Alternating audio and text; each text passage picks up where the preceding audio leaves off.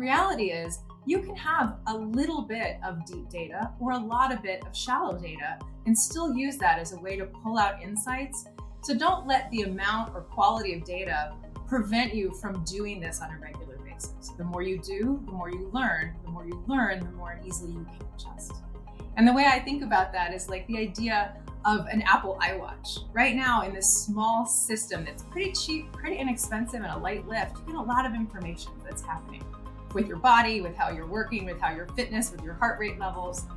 These tools are becoming cheaper and easier on the healthcare side. And guess what? On the listening side, it's also becoming more effective, cheaper, and easier to lift to learn how to do this.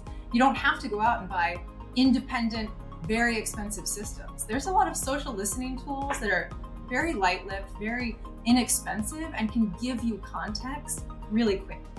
In fact, it's actually probably more expensive and riskier not to experiment with some of these tools than it is to do them with them now.